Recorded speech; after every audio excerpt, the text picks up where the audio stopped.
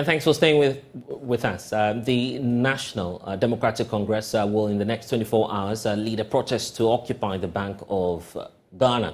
The party is joining forces with other protest groups and pressure organizations on grounds that the central bank governor, Ernest Addison, is running the country's finances aground. Over the past few days, the leadership of the OccupyBoG protest have been leading community engagements, calling on Ghanaians to join the protest, which will happen tomorrow. Joining us via Zoom now is Mensa Thompson.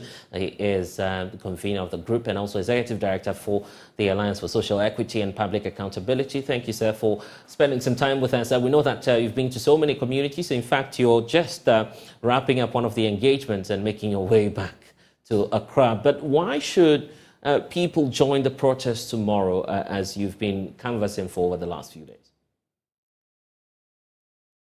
Yes, Blessed. Thank you so much, and many thanks for having me. A very good afternoon to our cherished viewers and the Ghanaian population.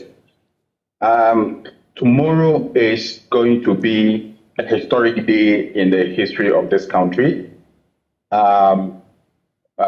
primarily because tomorrow is going to witness the largest ever protest to hit this country, the largest ever protest, which is going to register not less than 100,000 people on the streets of Accra.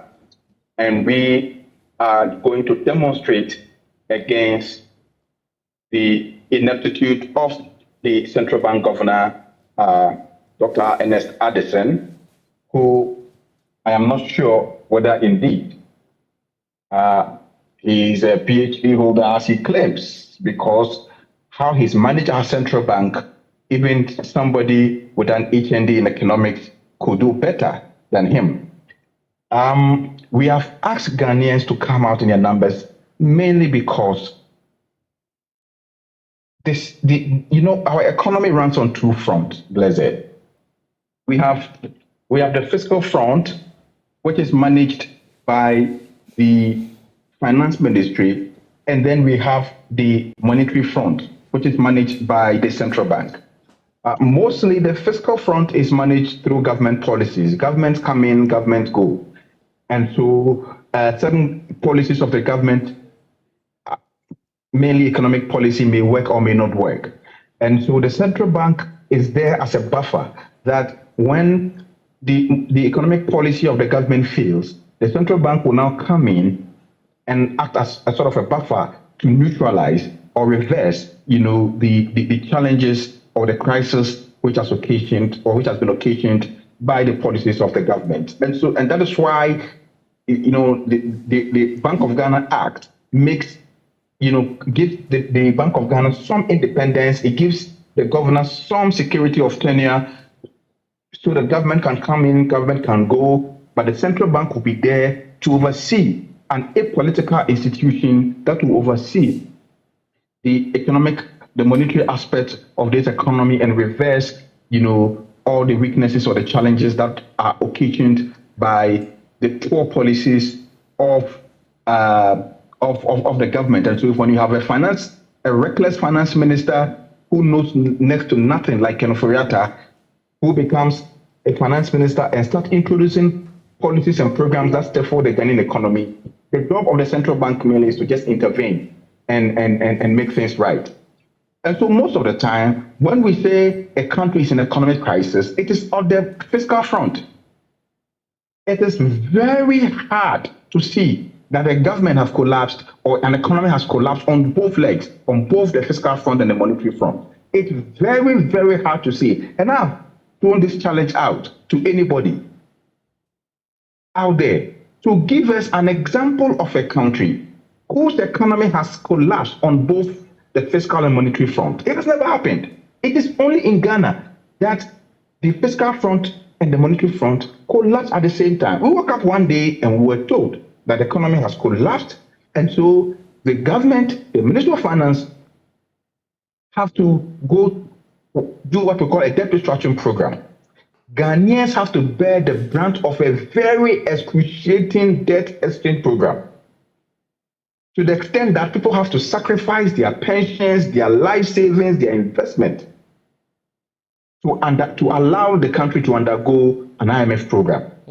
Ghanaians kept quiet and bore all that excruciating pain. From the last check we did, you had issues with the Ghana Police Service on the routes to use for this protest. And there are also questions about whether or not, in fact, you'll be allowed closer to the venue, the place you would like to hold this protest. Have all these issues been ironed out with the Ghana Police Service? We don't know why the Ghana Police is trying to behave in the manner they are trying to behave.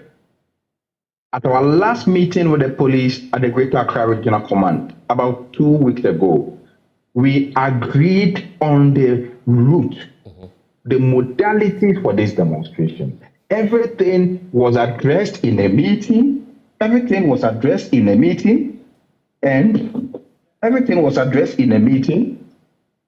And we had to put everything on paper. Everything was addressed in the meeting, and we put it on paper for the police. And so there's a record of our agreement with the police. The route is pretty simple. We are all gathering at Circle of Brasport. We will march through the Adabraka stretch, through to the Rich Runabout. Then we will turn on the right towards the ministries, straight to the ministries police station, to the High Court traffic light. Then we'll branch on our right to the Atamils Highway, and then go and do a U-turn at the Bank of Ghana traffic light, and then go to Independence Square. That is the route we have agreed with the police. In fact, earlier, we had even requested that we end the demonstration at the Kwame Nkrumah Mausoleum. The police did not agree to that suggestion, and they said the only place they can allow us to end is the Independence Square, against our wish. But we went into the meeting ready to compromise. So even though that was not our original indication, we agree with the police that if you are going to allow us to use the route that we have enumerated, and we can go and end at the Independence Square. So we've reached that agreement. We've reached that compromise long ago.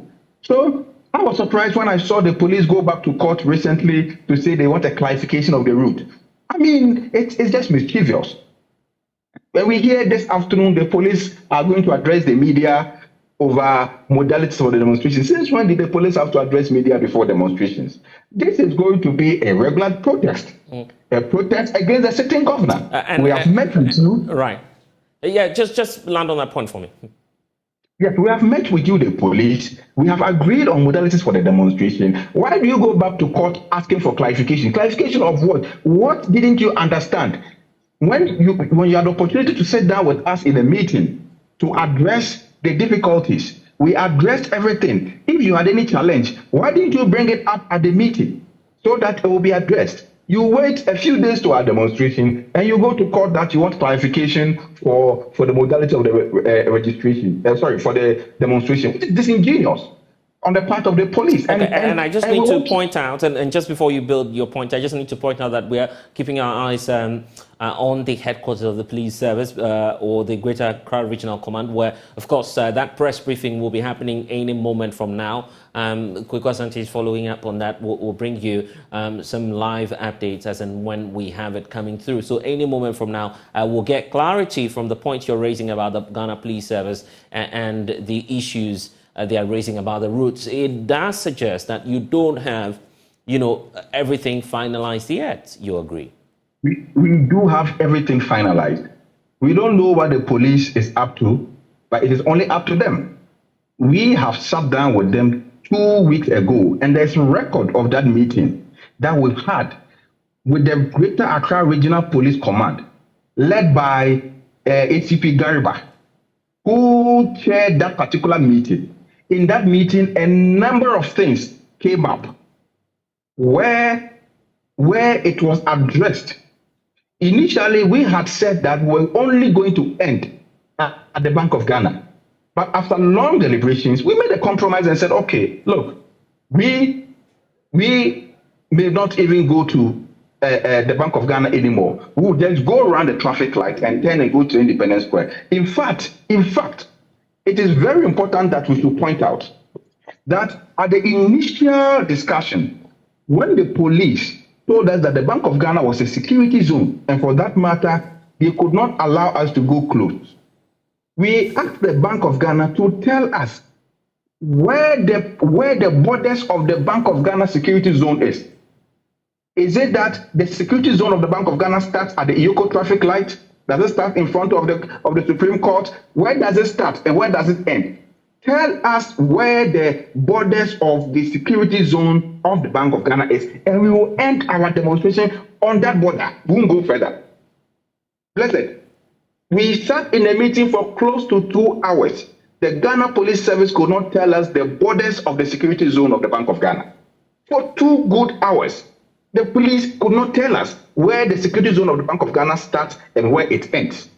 And so we then came up with a proposed rule that since you are unable to tell us where the security zone of the Bank of Ghana starts and where it ends, we will go through this session, turn at the traffic light in front of the Bank of Ghana, and go and end at the Independence Square as you have requested. And they agreed. And they said we should go and put it on paper and bring it back to them. So we went back, put everything on paper, and submitted it to the police, and the police acknowledged. And they issued a statement to that effect. So we don't know what the police is up to now. Today, they said they are going to address the press. Tomorrow, last time they went to court, said they want clarifications. So if the police did not understand or did not have clarifications over the modalities of the demonstration, then why did they issue a statement about 2 weeks ago indicating that they've reached an agreement with us on the demonstration? Why did they issue that statement? On what basis did they issue that statement? And so we are not perturbed by this scheming by the Ghana Police Service to sort of dampen the demonstration. Ghanaians are poised to come out in their numbers. At least 100,000 people, we are assured and guaranteed, are going to pour out strong on the street of Accra tomorrow and demonstrate against the reckless, incompetent, disingenuous, destructive action of the Central Bank Governor, Ken Ofori-Atta, and the head of the Economic Management Team, Dr. Mahmoud Bawumia. There are many who are still asking questions as to what you're expecting after tomorrow's protest. The question as to whether or not there's a concise message you're sending to the BoG. What are your expectations after tomorrow's protest? Tomorrow's protest is going to be the beginning of a number of civil action that's going to happen against the Central Bank Governor. We know that the actions of the Central Bank Governor, particularly the printing of 77 billion Ghana cedis for the government within one financial year, is criminal. It's against all international financial management regulations. It violates the Central Bank or the Bank of Ghana Act. It violates every principle of public financial management. And we expect that the governor does not only lose his job or sacked from office, but he is made to face criminal prosecution, because the act is very, very clear that at all times, zero central bank financing, and at a year where the Bank of Ghana want to do central bank financing, it shouldn't be more than 5% of the previous year's revenue. And the act penalizes and criminalizes this serious violation of the law. And so, in effect, the Central Bank Governor is a criminal. And we can't have a criminal... Mr. Thompson, you don't have evidence to back the claims you're making now. Somebody who violates the law, somebody who violates the law, isn't he a criminal? You would have to withdraw that statement here on this platform. Blessed, what do you want me to... What do you want me to withdraw? Yeah, you're not the court on your own. You can't pronounce someone. It is not the court that makes somebody. If you see somebody stealing, somebody's money, just withdraw the statement. Just withdraw the statement. Let's make progress here. Blessed, I am not going to withdraw that statement. He's a criminal, and we can't allow a criminal to continue to sit at our central bank. And that is why we are demonstrating. We can't continue to allow a criminal to sit at our central bank. He's a criminal. I get that, but I don't share the views you share. These are your personal opinion, and of course, I would have to, leave it here. Mr. Thompson, thank you so much for spending some time with us. Quite a heated exchange there, but it's fine. Let's move on.